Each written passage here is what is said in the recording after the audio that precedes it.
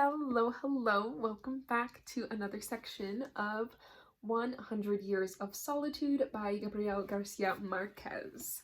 Hope you're enjoying this one so far. If you're new around here, hi, I'm Julie. I read books over here and glad to have you here, but this is the fourth section, so you might want to go back and get caught up with the first few sections. But anyway, we are going to jump right in.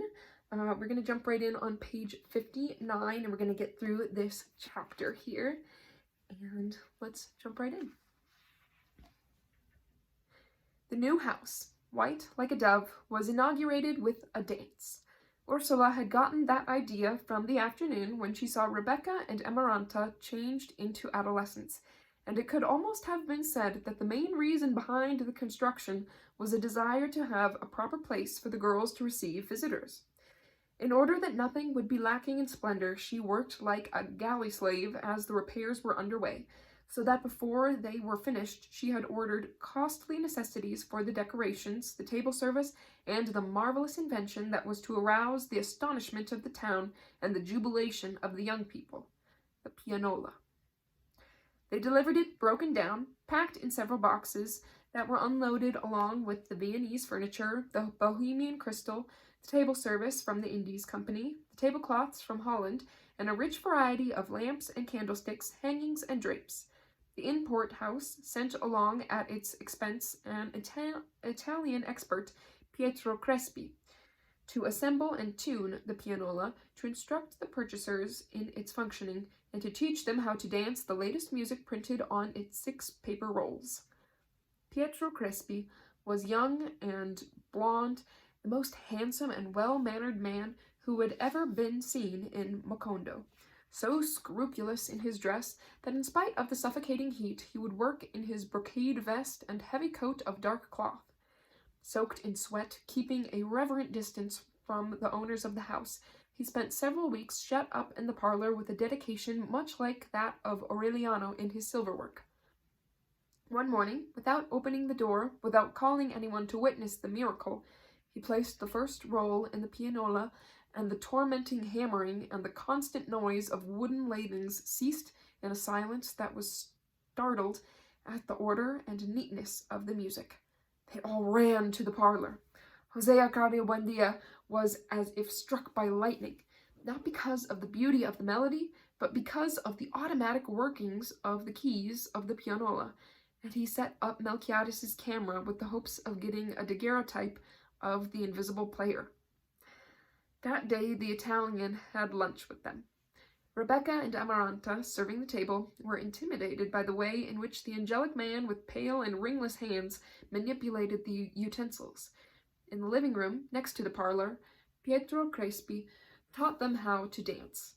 He showed them the steps without touching them, keeping time with the metronome under the friendly eye of Ursula, who did not leave the room for a moment while her daughters had their lesson. Pietro Crespi wore special pants on those days, very elastic and tight, and dancing slippers. "You don't have to worry so much," Jose Arcadio Buendia told her. "The man's a fairy." But she did not leave off her vigilance until the apprenticeship was over and the Italian left Macondo. Then they began to organize the party. Ursula drew up a strict guest list, in which the only ones invited were the descendants of the founders, except for the family of Pilar Tornera, who by then had 2 more children by unknown fathers. It was a truly high-class list, except that it was determined by feelings of friendship, for those favored were not only the oldest friends of Jose Arcadio Buendia's house since before they undertook the exodus and founding of Macondo, but also their sons and grandsons, who were the constant companions of Aureliano and Arcadio since infancy, and their daughters, who were the only ones who visited the house to embroider with Rebecca and Amaranta. Don Apolinar Moscote, the benevolent ruler whose activity had been reduced to the maintenance from his scanty resources of 2 policemen armed with wooden clubs, was a figurehead. In order to support the household expenses, his daughters had opened a sewing shop, where they made felt flowers as well as guava delicacies and wrote love notes to order. But in spite of being modest and hard-working, the most beautiful girls in town, and the most skilled at the new dances, they did not manage to be considered for the party. While Ursula and the girls unpacked the furniture, polished silverware, and hung pictures of maidens in boats full of roses, which gave a breath of new life to the naked areas that the masons had built, Jose Arcadia Buendia stopped his pursuit of the image of God, convinced of his non-existence, and he took the pianola apart in order to decipher its magical secret. 2 days before the party, swamped in a shower of leftover keys and hammers, bungling in the midst of a mix-up of strings that would unroll in one direction and roll up again in the other, he succeeded in a fashion in putting the instrument back together. There had never been as many surprises and as many dashing abouts as in those days, but the new pitch lamps were lighted on the designated day and hour. The house was opened, still smelling of resin and damp whitewash, and the children and grandchildren of the founders saw the porch with ferns and begonias, the quiet rooms, the garden saturated with the fragrance of roses, and they gathered together in the parlor, facing the unknown invention that had been covered with a white sheet. Those who were familiar with the piano, popular in other towns in the swamp, felt a little disheartened, but more bitter was Ursula's disappointment when she put in the first roll so that Amaranta and Rebecca could begin dancing, and the mechanism did not work. Melquiades, almost blind by then, crumbling with decrepitude, used the arts of his timeless wisdom in an attempt to fix it. Finally, Jose Arcadia Buendia managed, by mistake, to move a device that was stuck, and the music came out, first in a burst, and then in a flow of mixed-up notes, beating against the strings that had been put in without order or concert and had been tuned with temerity. The hammers let go. But the stubborn descendants of the 21 intrepid people who plowed through the mountains in search of the sea to the west avoided the reefs of the melodic mix-up, and the dancing went on until dawn. Pietro Crespi came back to repair the pianola. Rebecca and Amaranta helped him put the strings in order, and helped him with their laughter at the mix-up of the melodies. It was extremely pleasant, and so chaste in its way that Ursula ceased her vigilance. On the eve of his departure, a farewell dance for him was improvised with the pianola, and with Rebecca he put on a skillful demonstration of modern dances. Arcadio and Amaranta matched them in grace and skill, but the exhibition was interrupted because Pilar Ternera, who was at the door with the onlookers, had a fight, biting and hair-pulling with a woman who had dared to comment that Arcadio had a woman's behind. Toward midnight, Pietro Crespi took his leave with a sentimental little speech, and he promised to return very soon. Rebecca accompanied him to the door. Having closed up the house and put on the lamps, she went to her room to weep. It was an inconsolable weeping that lasted for several days, the cause of which was not even known by Amaranta. Her hermetism was not odd. Although she seemed expansive and cordial, she had a solitary character and an impenetrable heart. She was a splendid adolescent, with long and firm bones, but she still insisted on using the small wooden rocking chair with which she had arrived at the house, reinforced many times and with the arms gone. No one had discovered that even at that age she still had the habit of sucking her finger. That was why she would not lose an opportunity to lock herself in the bathroom, and had acquired the habit of sleeping with her face to the wall. On rainy afternoons, embroidered with a group of friends on the begonia porch, she would lose the thread of the conversation, and a tear of nostalgia would salt her palate when she saw the strips of damp earth and the piles of mud that the earthworms had pushed up in the garden. Those secret tastes, defeated in the past by oranges and rhubarb, broke out into an irrepressible urge when she began to weep. She went back to eating earth.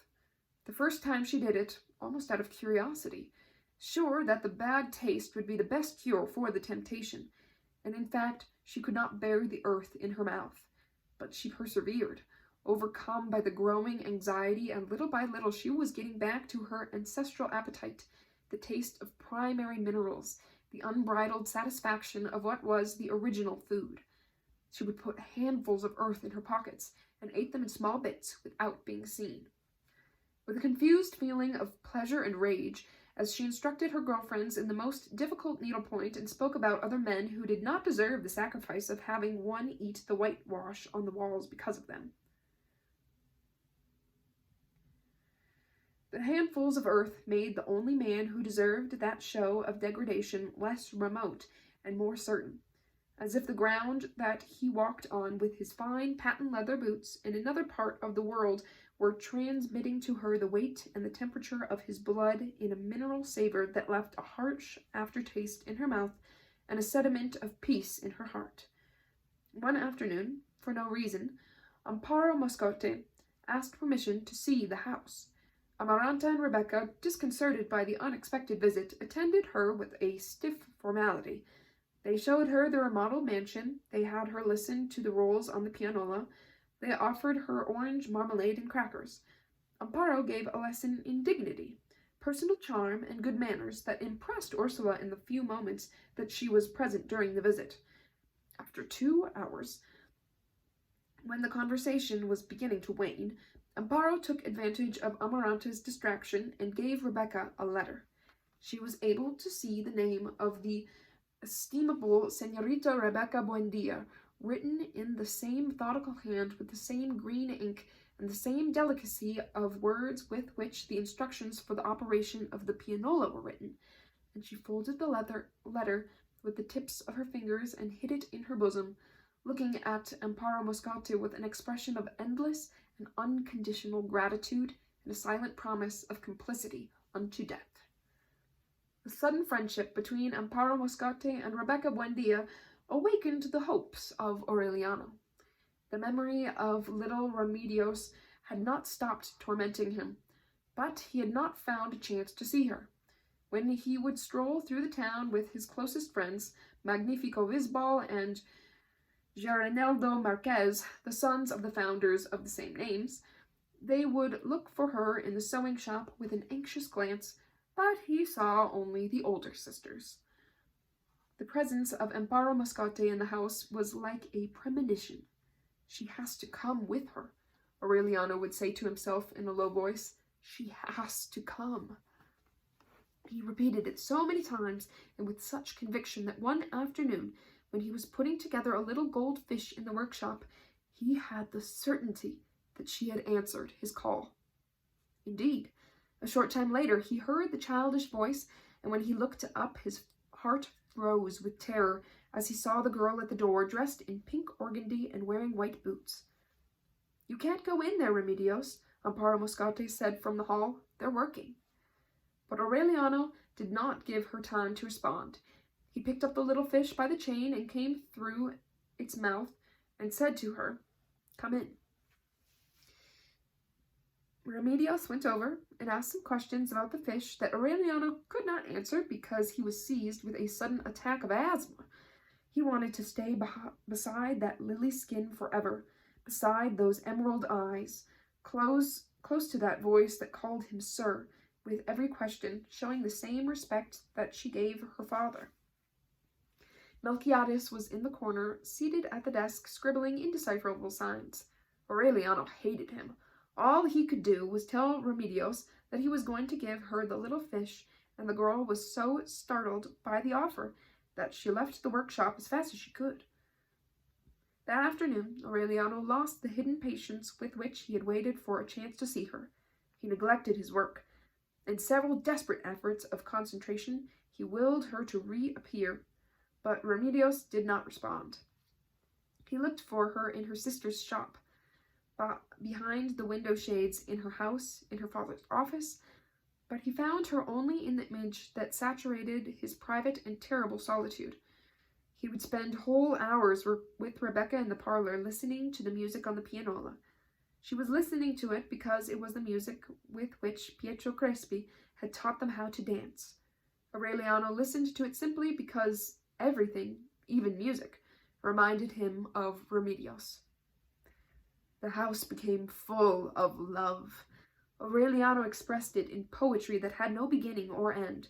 He would write it on the harsh pieces of parchment that Melquiades gave him, on the bathroom walls, on the skin of his arms, and in all of it, Remedios would appear transfigured. Remedios in the soporific air of 2 in the afternoon. Remedios in the soft breath of the roses. Remedios in the water clock secrets of the moths. Remedios in the steaming morning bread. Remedios everywhere, and Remedios forever. Rebecca waited for her love at 4 in the afternoon, embroidering by the window. She knew that the mailman's mule arrived only every 2 weeks, but she always waited for him, convinced that he was going to arrive on some other day by mistake. It happened quite the opposite. Once the mule did not come on the usual day.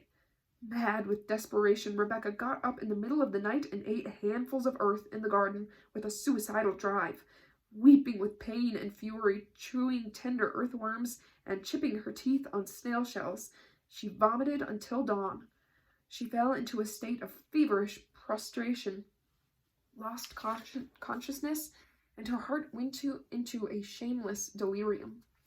Ursula, scandalized, forced the lock on her trunk and found at the bottom, tied together with pink ribbons, the 16 perfumed letters and the skeletons of leaves and petals preserved in old books, and the dried butterflies that turned to powder at the touch. Aureliano was the only one capable of understanding such desolation. That afternoon, while Ursula was trying to rescue Rebecca from the slough of delirium, he went with Magnifico Visbal and Garinaldo Marquez to Cantarino's store. The establishment had been expanded with a gallery of wooden rooms where single women who smelled of dead flowers lived. A group made up of an accordion and drums played the songs of Francisco the Man, who had not been seen in Macondo for several years. The 3 friends drank fermented cane juice. Magnifico and Garinaldo, contemporaries of Aureliano, but more skilled in the ways of the world, drank methodically, with the women seated on their laps. One of the women, withered and with gold work on her teeth, gave Aureliano a caress that made him shudder. He rejected her. He had discovered that the more he drank, the more he thought about Remedios, but he could bear the torture of his recollections better. He did not know exactly when he began to float. He saw his friends and the women sailing in a radiant glow, without weight or mass, saying words that did not come out of their mouths and making mysterious signals that did not correspond to their expressions. Catarino put a hand on his shoulder and said to him, "It's going on 11. Aureliano turned his head, saw the enormous disfigured face with a felt flower behind the ear, and then he lost his memory, as during the times of forgetfulness, and he recovered it on a strange dawn and in a room that was completely foreign, where Pilar Tenera stood in her slip, barefoot, her hair down, holding a lamp over him, startled with disbelief. "Aureliano!" Aureliano checked his feet and raised his head. He did not know how he had come there, but he knew what his aim was, because he had carried it hidden since infancy, in an inviolable backwater of his heart. "I've come to sleep with you," he said. His clothes were smeared with mud and vomit.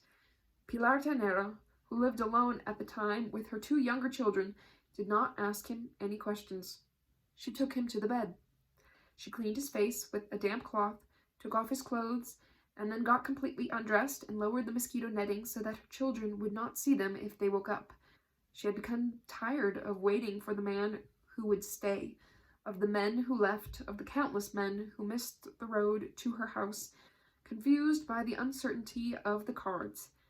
During the wait, her skin had become wrinkled, her breasts had withered, the coals of her heart had gone out. She felt for Aureliano in the darkness, put her hand on his stomach, and kissed him on the neck with a maternal tenderness. "My poor child," she murmured. Aureliano shuddered.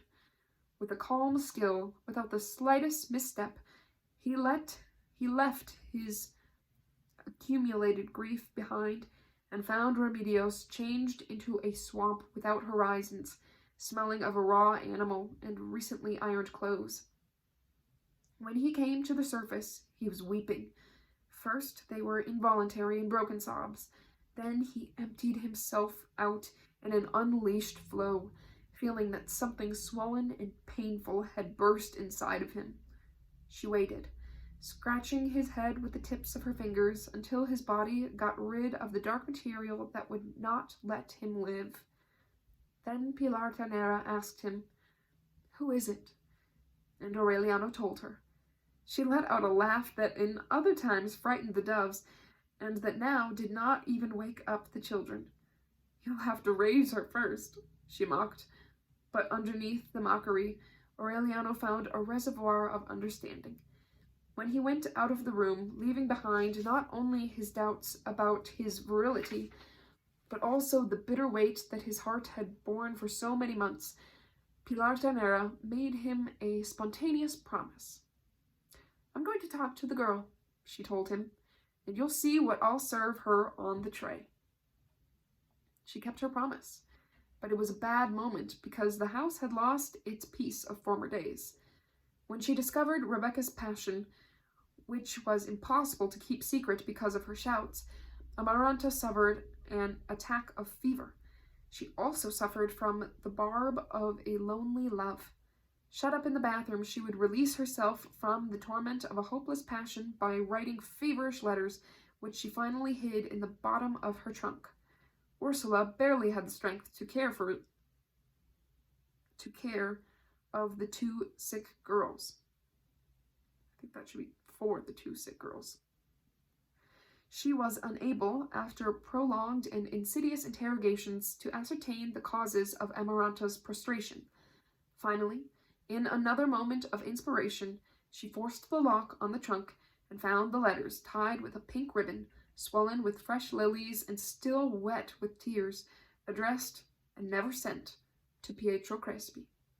Weeping with rage, she cursed the day that it occurred to her to buy the pianola, and she forbade the embroidery lessons and decreed a kind of mourning with no one dead, which was to be prolonged until the daughters got over their hopes. Useless was the invention of José Arcadio Buendia, who had modified his first impression of Pietro Crespi and admired his ability in the manipulation of musical machines, so that when Pilar Ternera told Aureliano that Remedios had decided on marriage, he could see that the news would only give his parents more trouble. Invited to the parlor for a formal interview, José Arcadio Buendia and Ursula listened stonily to their son's declaration. When he learned the name of the fiancée, however, José Arcadio Buendia grew red with indignation. "Love is a disease," he thundered. "With so many pretty and decent girls around, the only thing that occurs to you is to get married to the daughter of our enemy." But Ursula agreed with the choice.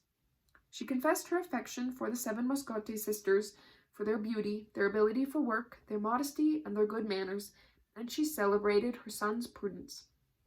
Conquered by his wife's enthusiasm, José Arcadio Buendia then laid down one condition. Rebecca, who was the one he wanted, would marry Pietro Crespi. Ursula would take Amaranta on a trip to the capital of the province when she had time, so that contact with different people would alleviate her disappointment. Rebecca got her health back just as soon as she heard of the agreement, and she wrote her fiancé a jubilant letter that she submitted to her parents' approval and put into the mail without the use of any intermediaries. Amaranta pretended to accept the decision, and little by little she recovered from her fevers, but she promised herself that Rebecca would marry only over her dead body. The following Saturday, José Arcadio Buendia put on his dark suit, his celluloid collar, and the deerskin boots that he had worn for the first time the night of the party, and went to ask for the hand of Remedios Moscote. The magistrate and his wife received him, pleased and worried at the same time, for they did not know the reason for the unexpected visit, and then they thought that he was confused about the name of the intended bride. In order to remove the mistake, the mother woke Remedios up and carried her into the living room, still drowsy from sleep. They asked her if it was true that she had decided to get married, and she answered, whimpering, that she only wanted them to let her sleep. Jose Arcadia Buendia, understanding the distress of the Moscates, went to clear things up with Aureliano. When he returned, the Moscates had put on formal clothing, had rearranged the furniture and put fresh flowers in the vases, and were waiting in the company of their older daughters. Overwhelmed by the unpleasantness of the occasion and the bothersome hard collar, Jose Arcadia Buendia confirmed the fact that Remedios, indeed, was the chosen one. "It doesn't make sense," Don Apolinar Moscate said with consternation. "We have 6 other daughters, all unmarried, and at an age where they deserve it. Who would be delighted to be the honorable wife of a gentleman as serious and hard-working as your son?" And Aurelito lays his eyes precisely on the one who still wets her bed. His wife, a well-preserved woman with afflicted eyelids and expressions, scolded his mistake. When they finished the fruit punch, they willingly accepted Aureliano's decision, except that Signora Moscate begged the favor of speaking to Ursula alone. Intrigued, protesting that they were involving her in men's affairs, but really feeling deep emotion, Ursula went to visit her the next day. A half-hour later, she returned with the news that Remedios had not reached puberty. Aureliano did not consider that a serious barrier. He had waited so long that he could wait as long as necessary until his bride reached the age of conception. The newfound harmony was interrupted by the death of Melquiades. Although it was a foreseeable event, the circumstances were not. A few months after his return, a process of aging had taken place in him that was so rapid and critical that soon he was treated as one of those useless great-grandfathers who wander about the bedrooms like shades, dragging their feet, remembering better times aloud, and whom no one bothers about or remembers really until the morning they find them dead in their bed. At first, Jose Arcadia Buendia helped him in his work, enthusiastic over the novelty of the daguerreotypes and the predictions of Nostradamus, but little by little he began abandoning him to his solitude, for communication was becoming increasingly difficult. He was losing his sight and his hearing. He seemed to confuse the people he was speaking to with others. He had known in remote epochs of mankind, and he would answer questions with a complex hodgepodge of languages. He would walk along groping in the air, although he passed between objects with an inexplicable fluidity, as if he were endowed with some instinct of direction based on an immediate prescience. One day he forgot to put in his false teeth, which at night he left in a glass of water beside his bed, and he never put them in again. When Ursula undertook the enlargement of the house, she had them build him a special room next to Aureliano's workshop, far from the noise and bustle of the house, with a window flooded with light and a bookcase where she herself put in order the books that were almost destroyed by dust and moths, the flaky stacks of paper covered with indecipherable signs, and the glass with his false teeth, where some aquatic plants with tiny yellow flowers had taken root. The new place seemed to please Melquiades because he was never seen any more, not even in the dining room. He only went to Aureliano's workshop, where he would spend hours on end scribbling his enigmatic literature on the parchments that he had brought with him, and that seemed to have been made out of some dry material that crumpled like puff paste. There he ate the meals that Visitacion brought him twice a day, although in the last days he lost his appetite and fed only on vegetables. He soon acquired the forlorn look that one sees in vegetarians. His skin became covered with a thin moss, similar to that which flourished on the antique vest that he never took off, and his breath exhaled the odor of a sleeping animal. Aureliano ended up forgetting about him, absorbed in the composition of his poems, but on one occasion he thought he understood something of what Melquiades was saying in his groping monologues, and he paid attention. In reality, the only thing that could be isolated in the rocky paragraphs was the insistent hammering on the word equinox, equinox, equinox, and the name of Alexander von Humboldt. Arcadio got a little closer to him when he began to help Aureliano in his silverwork. Melquiades answered that effort at communication at times by giving forth with phrases in Spanish that had very little to do with reality. One afternoon, however, he seemed to be illuminated by a sudden emotion. Years later, facing the firing squad, Arcadio would remember the trembling with which Melquiades made him listen to several pages of his impenetrable writing, which of course he did not understand, but which he read aloud were like encyclicals being chanted. Then he smiled for the first time in a long while and said in Spanish, "When I die, burn mercury in my room for 3 days." Arcadio told that to Jose Arcadio Buendia, and the latter tried to get more explicit information, but he received only one answer: "I have found immortality." When Melquiades' breathing began to smell, Arcadio took him to bathe in the river on Thursday mornings. He seemed to get better. He would undress and get into the water with the boys, and his mysterious sense of orientation would allow him to avoid the deep and dangerous spots. "We come from the water," he said on a certain occasion. Much time passed in that way without anyone seeing him in the house, except on the night when he made a pathetic effort to fix the pianola, and when he would go to the river with Arcadio, carrying under his arm a gourd and a bar of palm oil soap wrapped in a towel. One Thursday, before they called him to go to the river, Aureliano heard him say, "I have died of fever on the dunes of Singapore." That day, he went into the water at a bad spot, and they did not find him until the following day, a few miles downstream, washed up on a bright bend in the river and with a solitary vulture sitting on his stomach. Over the scandalized protests of Ursula, who wept with more grief than she had had for her own father, Jose Arcadio Buendia was opposed to their burying him. "He is immortal," he said, and he himself revealed the formula of his resurrection. He brought out the forgotten water pipe and put a kettle of mercury to boil next to the body, which, little by little, was filling with blue bubbles. Don Apolinar Mascote ventured to remind him that an unburied drowned man was a danger to public health.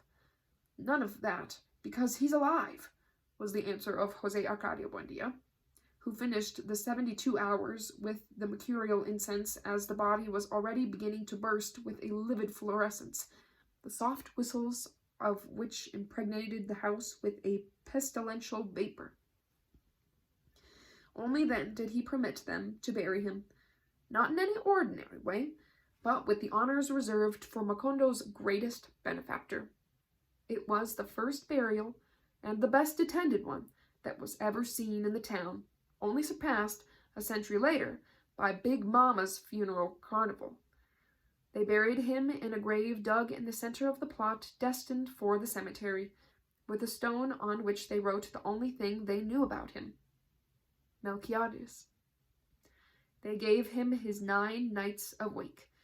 In the tumult that gathered in the courtyard to drink coffee, tell jokes, and play cards, Amaranta found a chance to confess her love to Pietro Crespi, who a few weeks before had formalized his promise to Rebecca and had set up a store for musical instruments and mechanical toys in the same section where the Arabs had lingered in other times, swapping knickknacks for macaws, and which the people called the Street of the Turks. The Italian, whose head covered with patent leather curls aroused in women an irrepressible need to sigh, dealt with Amaranta as with a capricious little girl who was not worth taking seriously. "I have a younger brother," he told her. "He's coming to help me in the store." Amaranta felt humiliated and told Pietro Crespi with a virulent anger that she was prepared to stop her sister's wedding even if her own dead body had to lie across the door. The Italian was so impressed by the dramatics of the threat that he could not resist the temptation to mention it to Rebecca. That was how Amaranta's trip, always put off by Ursula's work, was arranged in less than a week. Amaranta put up no resistance, but when she kissed Rebecca goodbye, she whispered in her ear, "Don't get your hopes up. Even if they send me to the ends of the earth, I'll find some way of stopping you from getting married, even if I have to kill you." With the absence of Ursula, with the invisible presence of Melquiades, who continued his stealthy shufflings through the rooms, the house seemed enormous and empty. Rebecca took charge of domestic order, while the Indian woman took care of the bakery. At dusk, when Pietro Crespi would arrive, preceded by a cool breath of lavender and always bringing a toy as a gift, his fiancée would receive the visitor in the main parlor with doors and windows open to be safe from any suspicion. It was an unnecessary precaution, for the Italian had shown himself to be so respectful that he did not even touch the hand of the woman who was going to be his wife within the year. Those visits were filling the house with remarkable toys. Mechanical ballerinas, music boxes, acrobatic monkeys, trotting horses, clowns who played the tambourine. The rich and startled mechanical fauna that Pietro Crespi brought dissipated José Arcadia Buendia's affliction over the death of Melquiades and carried him back to his old days as an alchemist. He lived at that time in a paradise of disemboweled animals, of mechanisms that had been taken apart in an attempt to perfect them with a system of perpetual motion based upon the principles of the pendulum. Aureliano, for his part, had neglected the workshop in order to teach little Remedios to read and write. At first the child preferred her dolls to the man who would come every afternoon and who was responsible for her being separated from her toys in order to be bathed and dressed and seated in the parlor to receive the visitor. But Aureliano's patience and devotion finally won her over, up to the point where she would spend many hours with him studying the meaning of the letters and sketching in a notebook with colored pencils little houses with cows in the corral and round suns with yellow rays that hid behind the hills. Only Rebecca was unhappy because of Amaranta's threat. She knew her sister's character, the haughtiness of her spirit, and she was frightened by the virulence of her anger. She would spend whole hours sucking her finger in the bathroom, holding herself back with an exhausting iron will so as not to eat the earth. In search of some relief for her uncertainty, she called Pilar Tenera to read her future. After a string of conventional vagaries, Pilar Tenera predicted, "You will not be happy as long as your parents remain unburied." Rebecca shuddered, as in the memory of a dream she saw herself entering the house as a very small girl, with the trunk and the little rocker, and a bag whose contents she had never known. She remembered a bald gentleman dressed in linen, and with his collar closed by a gold button, who had nothing to do with the King of Hearts. She remembered a very young and beautiful woman with warm and perfumed hands, who had nothing in common with the Jack of Diamonds and his rheumatic hands, and who used to put flowers in her hair and take her out walking in the afternoon through a town with green streets. "I don't understand," she said. Pilar Tenera seemed disconcerted. "I don't either, but that's what the cards say." Rebecca was so preoccupied with the enigma that she told it to José Arcadia Buendia, and he scolded her for believing in the prediction of the cards. But he undertook the silent task of searching closets and trunks, moving furniture and turning over beds and floorboards, looking for the bag of bones. He remembered that he had not seen it since the time of the rebuilding. He secretly summoned the masons, and one of them revealed that he had walled up the bag in some bedroom because it bothered him in his work. After several days of listening, with their ears against the wall, they perceived the deep cluck, cluck. They penetrated the wall, and there were the bones in the intact bag. They buried it in the same day in a grave without a stone next to that of Melquiades, and José Arcadia Buendia returned home free of a burden that for a moment had weighed on his conscience as much as the memory of Prudencio Aguilar. When he went through the kitchen, he kissed Rebecca on the forehead. Get those bad thoughts out of your head, he told her. You're going to be happy. The friendship with Rebecca opened up to Pilar Ternera the doors of the house, closed by Ursula since the birth of Arcadio. She would arrive at any hour of the day like a flock of goats, and would unleash her feverish energy in the hardest tasks. Sometimes she would go into the workshop and help Arcadio sensitize the daguerreotype plates with an efficiency and a tenderness that ended up by confusing him. That woman bothered him. Tan of her skin, the smell of smoke, the disorder of her laughter in the dark room distracted his attention and made him bump into things. On a certain occasion, Aureliano was there working on his silver, and Pilar Ternera leaned over the table to admire his laborious patience. Suddenly, it happened. Aureliano made sure that Arcadio was in the darkroom before raising his eyes and meeting those of Pilar Ternera, whose thought was perfectly visible, as if exposed to the light of noon.